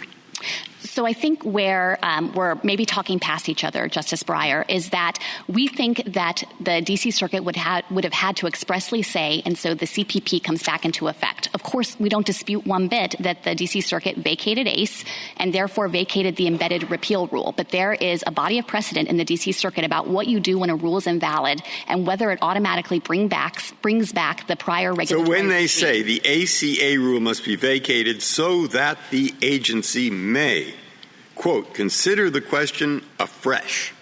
Exactly. So that that means goes back consider to the it afresh agency. even though the rule that they're trying to get rid of is gone. That rule is gone, Okay, but they're fine. not bringing now, back what the do old I rule. read to make sure that's right? So I would point you to a memorandum that EPA prepared after the D.C. Circuit's judgment to provide guidance to regional administrators. It's at JA 269. Thank you. I would take a look at EPA's analysis of that issue, and what EPA said is it interpreted the judgment not to put CPP back into effect. Okay, thank no one you. was Thank you. advocating Done. that If result. that does it, that does it. Thank you. Justice Alito? Justice Sotomayor? Justice Kagan? General Prelogger, the petitioners here say, well, you have system on your side. It's true, system is a big word. But we have on our side standards of performance for any existing source. So why doesn't that tilt in their favor? So we certainly agree that a standard of performance for an existing source means that each individual source has to be held accountable for operating its plant in conformance with that standard. But where I think their interpretation breaks down is there is nothing in that language that says that each plant has to take identical action or the emissions reductions have to be achieved from each plant in an identical way. And if I could just use an example of a trading scheme, which is commonplace in this sector, you can imagine a best system that involves a technological solution like carbon capture and sequestration paired with trading. And a plant can decide, well, it's cost effective to put in the carbon capture and storage. We'll do that. And in fact, we'll reduce our emissions even below the limit and generate a credit. Another plant that's differently situated and would incur far greater expense to put in the technology is going to be better off in the trading system to buy the credit. And the system is operating as intended. It is reducing emissions across the source category as a whole. It's just doing so in a very cost effective way, which I think explains why the power plants by and large are on our side in this case. They want that kind of flexibility because this is business as usual for them. There's no apparent reason from that language, standard of performance for an existing source, to think that Congress instead said, no, rigidly all of the plants have to put in the carbon capture and storage, even if that's going to be no greater emission reduction and come at far greater cost to them. So we just think that the terminology can't bear the weight that they would place on it. And if I could make one final point on all of this, that of course is language that governs what the states can do. And all of the normal presumptions here, the federalism canon, major questions, I think provides no basis to adopt their interpretation, which would narrowly constrain what states and sources can do for compliance. Justice Gorsuch? Justice Kavanaugh? On major questions, I just want to repeat two things from ARG, and if you would caution us against using these as continuing standards for major questions. One thing we said is that Congress must speak clearly if it wishes to assign an agency decisions of vast economic and political significance. And the second thing we said is that the court greets with a measure of skepticism an agency's claim to have found in a long extant statute an unheralded power to regulate a significant portion of the American economy. Do you have any disagreement with those two principles? No, I certainly recognize the court has used that as a basis to apply major questions, but I certainly dispute that either of those principles could carry the day here. With respect to vast economic and political significance, of course, there's no agency regulation to review. But even looking at how this statutory scheme operates, I don't see how EPA could issue that kind of regulation without transgressing the other limits. If it were really a transformational type of regulation, it wouldn't be adequately demonstrated. It wouldn't be what the industry is already doing to control pollution. It wouldn't be cost effective. Maybe it would transform the nature of our reliance on particular forms of energy and so threaten the reliability of the grid. So in all of those ways, I just don't think you can get to that end result of saying that the statute would necessarily encompass those kinds of effects, and certainly not through this inside-outside the fence line restriction. And then finally, with the unheralded power language that you read, this is a statute where the court has already recognized in American Electric Power that Congress spoke directly to the issue of who EPA should regulate regulate existing power plants, what it should regulate, their greenhouse gas emissions under this exact provision, Section 7411D. And I acknowledge in a colloquial sense that seems like a pretty big deal, but that is right in EPA's wheelhouse because this court already recognized that Congress conferred on EPA, the expert agency, the authority here to make those judgments. So you don't dispute the general principles, but you think the general principles don't apply to this particular situation? I think that they both don't apply to this situation and that those principles are never something the court has looked at without taking stock of the actual effects of a particular regulation. So it hasn't referred to those types of principles in a context outside the idea that there really is an agency regulation that is having that kind of transformative effect. Thank you. Justice Barrett? Thank you, General.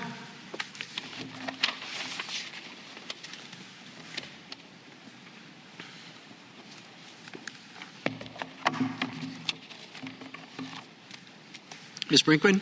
Mr. Chief Justice, and may it please the Court, the statutory framework Congress created in Section 7411 is critical to the power companies. For years, the power companies have used emissions trading, generation shifting, and other measures to reduce emissions while keeping the lights on at reasonable cost. The ACE rule would exclude those measures from the BSER because they are not at or to a source, but nothing in the statute excludes them. Congress directed the expert agency to look to reality when it makes the empirical determination of the best system of emission reduction for the source category. Congress would have expected the agency to consider emissions trading. Congress had allowed emissions trading by fossil fuel plants to control emissions of various pollutants for decades. We know that Congress did not impose the ACE rule restriction on the BSER because of the other sections of the statute where Congress did narrow the text for certain other emissions limitations, but not an 1174A. The ACE rule would eliminate significant, long-standing, cost-effective means of lowering emissions. That's why the power companies urge rejection of the ACE rule while embracing the many limits that the Clean Air Act place on EPA's authority. I welcome questions from the Court. Ms. Brinkman, I know you have some concerns about how the major questions doctrine was used here, but have you seen 7411 used in this way in previous regulatory actions by EPA? Yes, in 2005, Your Honor, the Mercury rule used it in just this way. Petitioners try and suggest it wasn't part of the BSER, but it indeed was. And I would also point, Your Honor, not just to the actual 1174D Mercury rule, but also the acid rain rule and the good neighbor rule under 7410. Those were all instances where Congress said that they had to use emissions trading, for example, but they did not require it in 1174A, but there's no indication that it excluded it. And if I could, I think that the statute really answers this question. There are limits, many limits, which the Solicitor General addressed, but there's no add and to limit. And if I could, I'd like to really focus on subsection H. Subsection H in 7411 is a provision that is used as an alternative to A.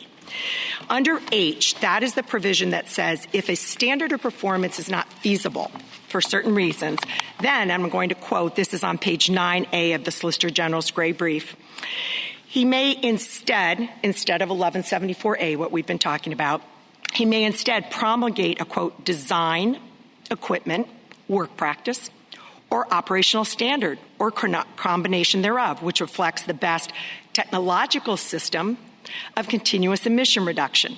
That is the alternative to A. Those limits and restrictions are not in A, in the best systems of emission reduction. So we know that it's not in the text, and we know when you look at the adequately demonstrated provision of 1174A, of course, emissions trading certainly would have been considered because it was already being done by fossil fuel plants under the acid rain rule, under the good neighbor provision, and there had been the mercury rule. The other thing when you're looking at adequately demonstrated, there is since 2009, there's been a regional greenhouse gas initiative where many states do generation shifting.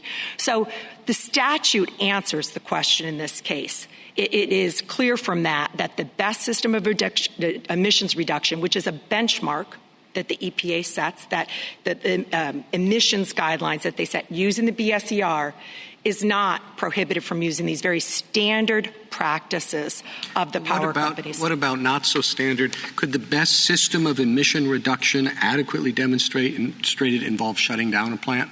No, Your Honor. And that goes to these other constraints that are in the structure of the statute. At the beginning of the statute, it talks about categories of sources. That's the predicate for the ability to EPA to even regulate under 1174A. You look at 1174B, and B talks about the agency has to first list categories of sources. Okay. I haven't gotten to the part yet where they can't do that.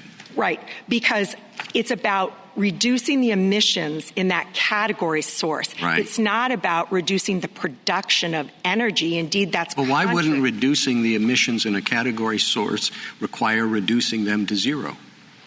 Because the purpose is to reduce emissions while maintaining power and energy. That's what's so important to the power companies about the reliability of this very complex power grid. Well, what's all the stuff about generation shifting then? If you can't generate, you can't shift a generation down to zero. Would it be all right if this resulted in generation shifting requiring a 10% reduction? No, one of the explicit requirements of 1174A is to consider the energy requirements, and saying that basing the best system of emission reduction on the fact that some plant had to be shut down is not consistent with that. It's not about reducing production. It's about keeping the production. Well, yeah, but the whole idea is that you take that production and you shift it somewhere else, whether it's wind turbines or solar or whatever.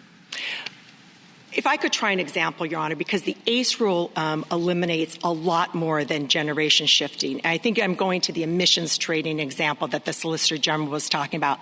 There are two plants. This is an old, aging coal plant. It's got a couple years left.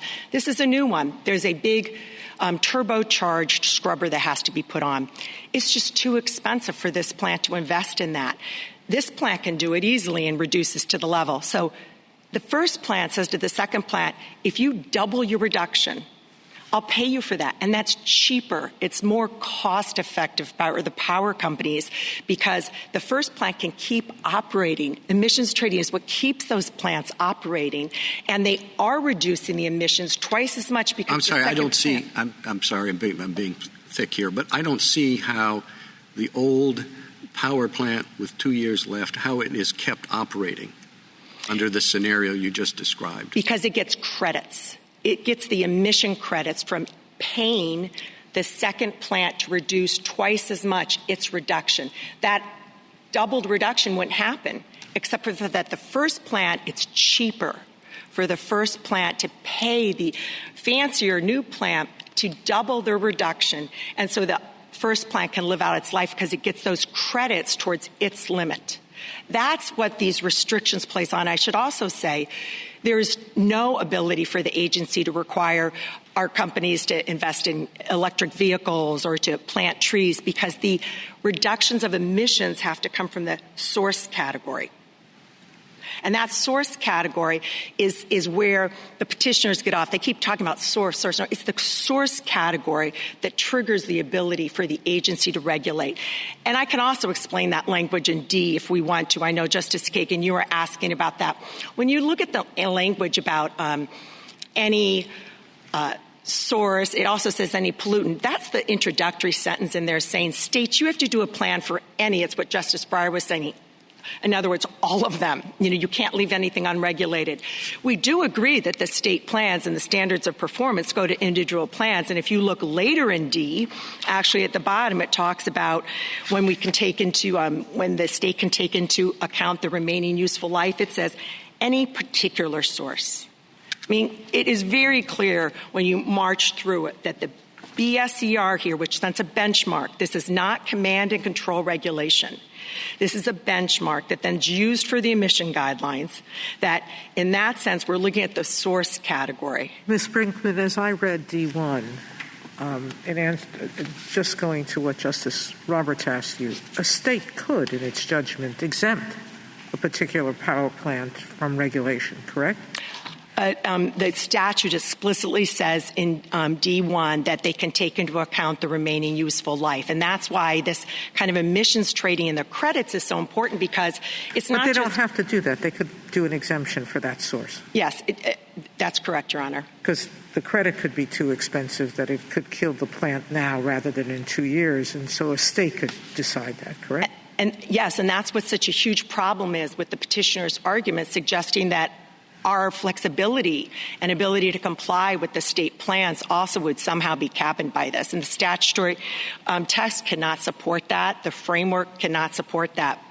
Thank you. Wait, but before you finish with D, I didn't quite get it. So D has to do with state plans. Yes. Applied to existing sources. And it says, the administrator shall prescribe regulations under which, this is the EPA, under which each state shall submit a plan which, and now we're talking about the state plans, establishes standards of performance, and that includes the word system, standards of performance, for any existing source. Now, you heard your colleagues, your brothers on the other side. He said no. He said that it says for any existing source. So it means a system for any existing source. And his point is, if that's what the state has to do, surely the EPA plan has to be similar. Now, there may be some space in there, but how do you interpret those words which he brought up? So, Your Honor, the next three words after you stopped reading say for any air pollutant. Yeah. So if you understand what that sentence is saying you have to do it for all of them, for any in your state. So all right, but carbon is an air pollutant. And so if it's for any air pollutant, right, you have to do it for carbon. Right. And what you have to do is provide a standard of performance for any existing source of carbon.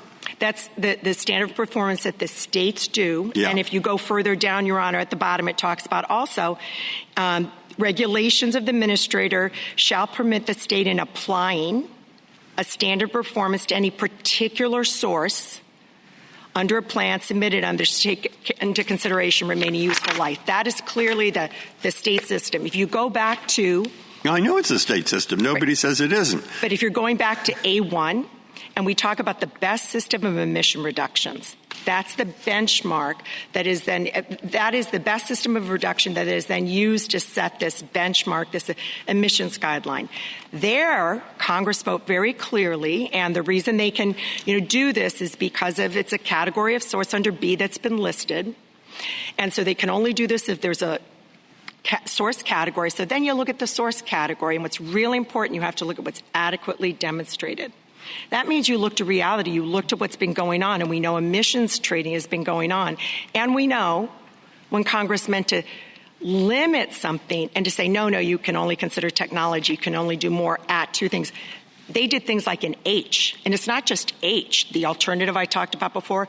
It's also in 7412 and a host of other provisions. In A, which is addressing the best system of emissions reduction here, there's no limitation on that, and that makes complete sense because that's what Congress wanted to do, particularly in this very complicated electrical grid scenario where you look at the industry, you look what's adequately demonstrated. Do states do a plan that includes each power source in their grid? Meaning, or is it like what the EPA does, a general standard, and then the states decide how it applies to each source?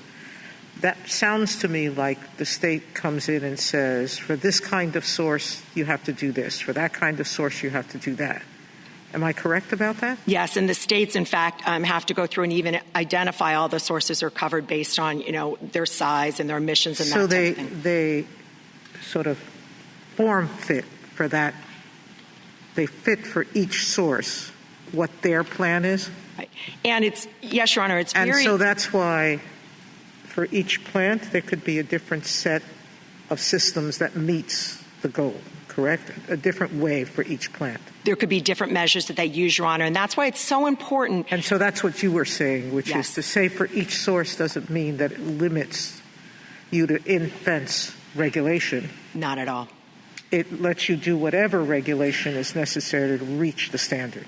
Although I would step back and say, of course, not whatever, because it has to be reducing emissions, not power. It has to be reducing emissions from this category source. And I think that's the kind of word game that comes in, oh, well, then there's no limit.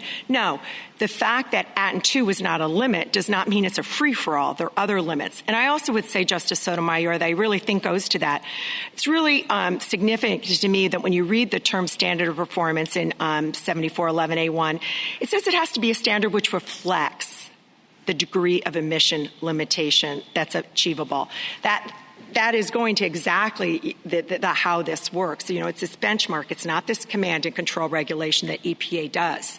That's also, I think, significant when you look at the way in which the states then have the flexibility, and the power companies certainly have the flexibilities to do something as important and as critical as emissions trading, which reduces the emissions that would not otherwise be reduced in this source category, and yet allows infrastructure investment to remain, allows plants to live out their life in a more economic way. And this is incredibly cost effective.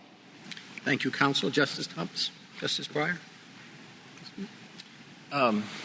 May I ask you to respond to, I think it was the last question that Justice Kavanaugh asked the Solicitor General, and that has to do with the scope of the major questions doctrine. And he pointed out language referring to questions of vast political and economic significance and reading a new interpretation into a long dormant statute. Her answer was that those would be important factors in considering whether the major questions doctrine applies. At least that's how I understood her answer. If that is correct, would you agree with it?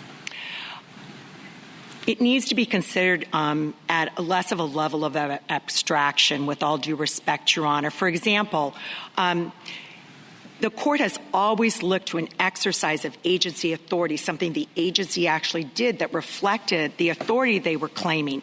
And I point to the OSHA vaccine case, that recent decision there, because, of course, the court's rationale was, OSHA is now regulating every employer, everybody who vaccines outside of the workplace, and gave pause on that. But in that opinion, it was very specific to say, that's when you're taking every employer that has more than 100 employees in this country, and I don't even know how many millions that covered. Well, I take your answer to mean that we should look to what the agency is actually doing and not what it could do under a particular interpretation. Is that correct? That's part of it, Your Honor, because there it said, this might be okay for OSHA to be doing for medics or for people who work in particularly cramped areas or researchers for COVID. That's why that's so important. And we think that, considering it out of that in a more abstract way is not the threshold question. That's why we think the statute. How would that work? Let's say an agency takes a long dormant statute and interprets it in a way that would have vast political and economic significance if the agency exercised all of the power that it claims it has under its interpretation. But as a first move, it adopts a fairly modest rule that only invokes, let's say, 5% of that power. You would say that's not an occasion for applying the major questions doctrine. Is that right? I would say, first, I just want to say I would push back on the premise that this is a long dormant authority because it has. Yeah, no, it's a hypothetical. Yes, okay. But if those conditions were met. Of course.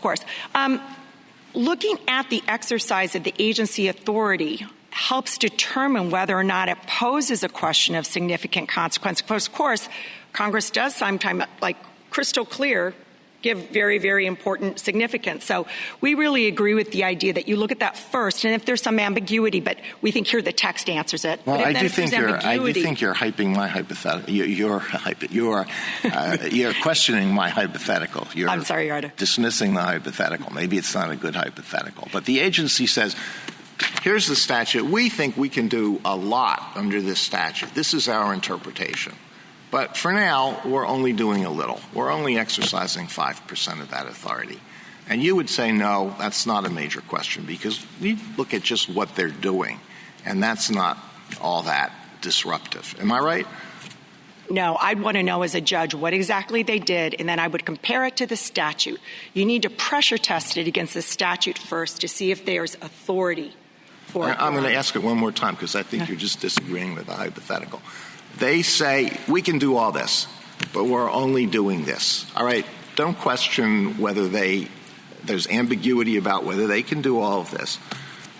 They say, we can do all this, but we're only doing a little for now. Is that, you rule out major questions because they haven't done it now?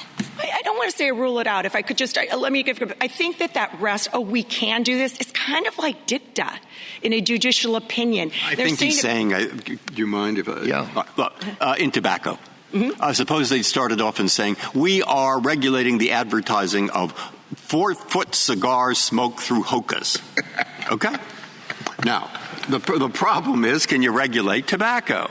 And if you can regulate tobacco, that's a very big deal. But they say, no, it isn't. It's just this tiny, there are only 3 in the whole country. So it's a little deal. So it isn't the major question doctrine. And I think what he wants to, if I would want to know, too, is hey, do you apply it when it's just a little thing? You might say, I guess you are trying to say, it's case by case. It depends. I think that helped me, Your Honor. And Justice Alito, I really don't mean to be not answering your question, but the fact that it involved tobacco right there would be a question, and you would look at it against the statute and say, I don't see tobacco there. And then you start looking at this doctrine to see. And you look at, I would say there are at least 3 or 4 issues you look at. Is it expanding regulation over a lot more entities or people? In OSHA, in the UARG case, there were millions more. Of course, here, there are no additional entities being regulated. It's just a benchmark. It's not even a command and control. The other thing I would say, it's clearly in the wheelhouse. It's not like OSHA and our CDC and landlord-tenant. The other thing that the court has looked to a lot, Your Honor, and I think this goes to how looking at the agency is useful to know whether you look at major question, is whether it's a major question because it's contrary to what the agency has been doing in the past. And here we really would say that seeing what it's done, like here, this attitude would eliminate emissions trading. That's been going on for pollutants under many provisions of the statute for decades, and including under this one in the 2005 rule that was invalidated on other grounds. But I think that is why I hesitate to say that you could do it at the threshold. I really think that it has to be the statute can answer it. And if the statute answers it, that should be the first question. But if it says tobacco and there's nothing in the statute about tobacco, then, you need to consider these other factors. Well, I won't belabor it, and I can never equal my colleagues' evocative hypotheticals. But what happens after the 5% case? They say, this is not a big deal, it's not major. And then the agency says, well, now, we're going to claim 20%. And then later they say, we're claiming 40. And eventually they get up to 80, 90, or something like that. At some point, can it become a major question? It may. I mean, here it's not a percentage. It's, it's a different sort of thing. And to me, that is the problem that there's just, and again, you go to the text first, but if there's some new extraordinary exercise of power that would come in and the statute doesn't answer it and there is some ambiguity, then we would say that's what this court's precedents teach us to look at. But in each of the court's precedents, Your Honor, they have looked at the agency action first, and they have pressure tested it against the statute before jumping to major question. Justice Sotomayor? It's not always the case, Ms. Brinkman, that a lawyer responds to one of Justice Breyer's hypotheticals by saying, that's really helpful. Well, I appreciate it. But that's not my question. I think it was the Chief Justice who asked General Prelogger, if the major questions doctrine is supposed to be asking some question like, is it really surprising that the agency did this in the way that it was really surprising that the FDA regulated tobacco or whatnot?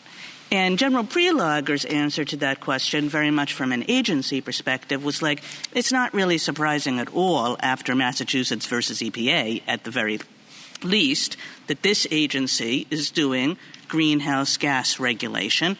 This is exactly in its wheelhouse.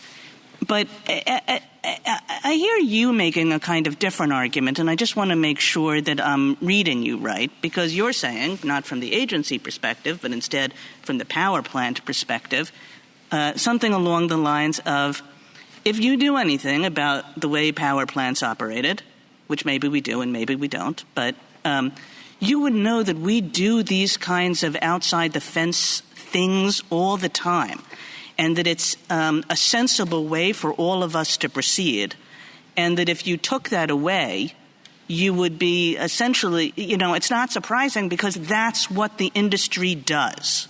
So is that right? Yes, Your Honor, and we would say that what Congress did in the statute reflects that.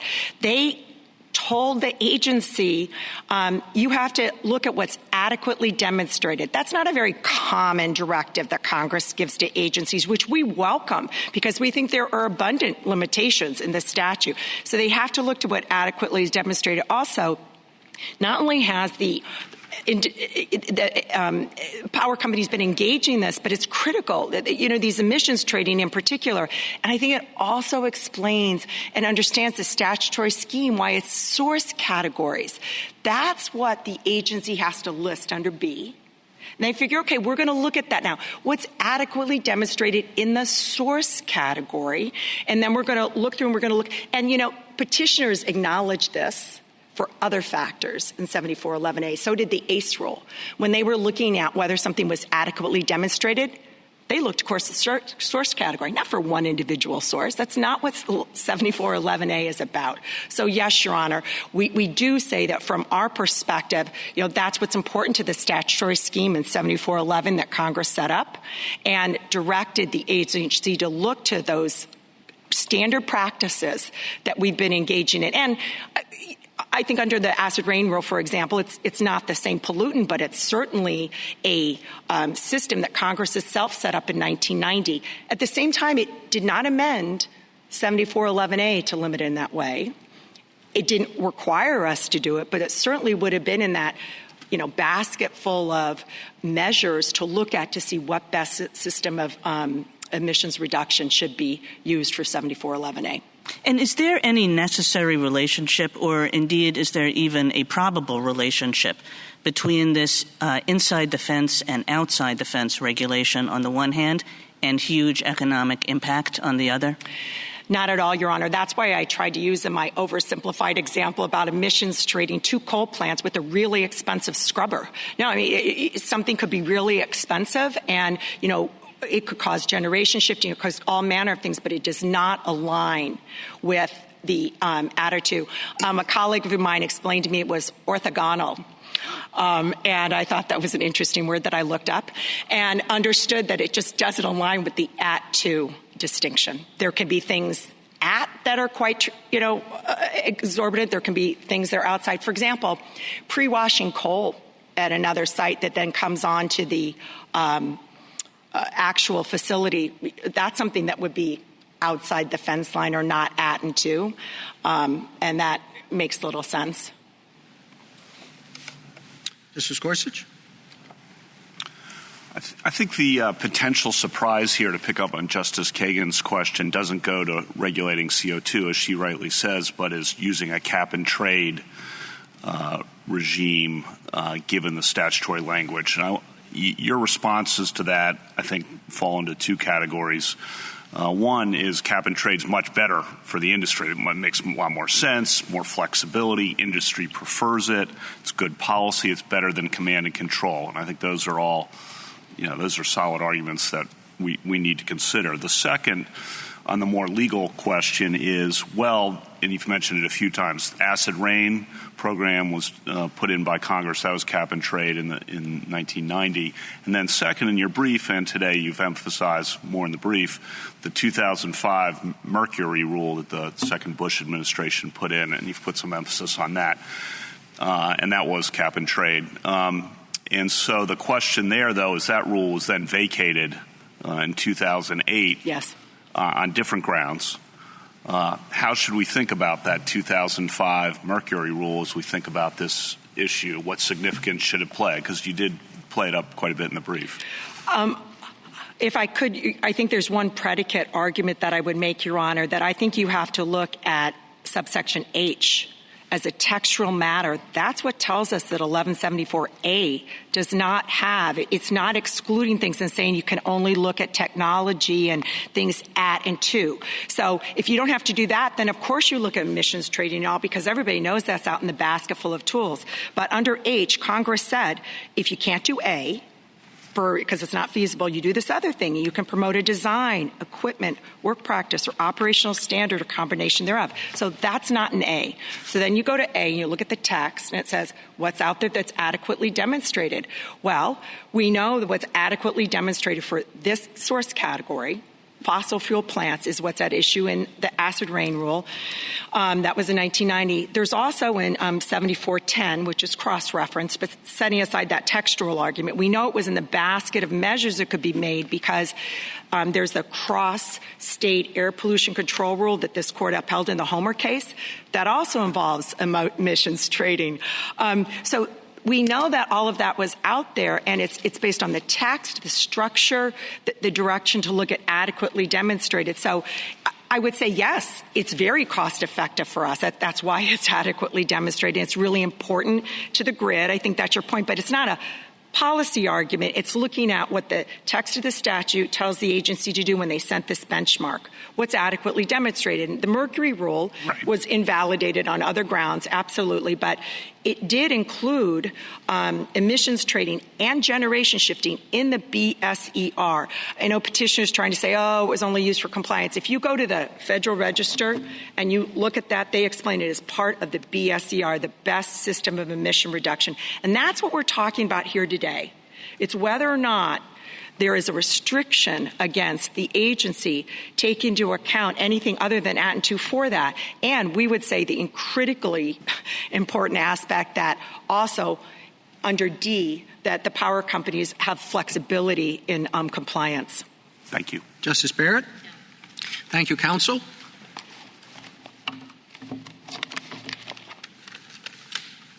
General C. Thank you, Mr. Chief Justice. Moving first to justiciability, it's critical today that General Prelogger has backed away from the stay, and that's for good reason. It doesn't make sense that a doctrine that's meant to protect parties like us from the effect of the judgment should be the very thing that can deprive this court of jurisdiction. So now we have the new argument today that the effect of the judgment does not actually bring the Clean Power Plan back to life. And that's not true. In addition to the portions of the record that Justice Breyer mentioned, we can also look at Joint Appendix 215, where the D.C. Circuit said that it vacated the ACE rule and the embedded CPP repeal. The response we have from General Prelogger is that there's an internal memorandum from EPA that said that that didn't actually do what those words said. But again, an internal memorandum that none of the petitioners were able to have any input in by the side who is actually trying to defeat this court's jurisdiction should not be held against us. And there's no authority in this court's precedent that that can be enough to erase the actual language of what the court below did. All that's left then is the prospect of new rulemaking. But again, the respondents have not challenged that they have to show that we are certain not to be hurt by the new rule. They said in their brief that they might enact the very same provision, and they have told you nothing different here today. So this court should proceed to the merits. When it comes to the potential limits that have been put on the statute, General Prelogger said that states actually have more options under a plan like the CPP. But she referred to things like carbon capture and sequestration, natural gas co-firing. The CPP also said that those would be impossible for the vast majority of sources, so that's not a real option available. Ms. Brinkman talked about what's achievable for the source category, but she's certainly moving beyond the source category, and the CPP did there. It's not simply what coal-fired or natural gas power plants can do. Generation shifting under the guise of the CPP requires bringing into that category renewables as well, an entirely different sector. And so that's what takes us into the major question territory. This is a major question because it allows EPA to determine what the power sector as a whole should look like and who can be in it. It transforms the statute from something that is about how a particular source can operate more efficiently. No matter which of the factors this court looks at from its previous decisions, this is major. This is new power. There are 70-plus regulations under 111B that have not used this interpretation of the statute. The only example given today is is the Clean Air Mercury Rule. But there in the Federal Register, EPA was very clear that the actual emission limitation was based on physical and chemical carbon capture technologies. Certainly it said that there could be other compliance mechanisms, but that's not the same thing as saying the actual emission limit was based on outside the fence line measures. So this is new power. This is transformative power. It's power that goes into an area of traditional state authority, which is energy and utility regulation. So whatever definition of major questions the court does, this is far on the other side of it. This court has full power to give us an answer, and it should. This is a critical question. The court has a rule before it, and it should give an answer. Thank you. Thank you, counsel. The case is submitted.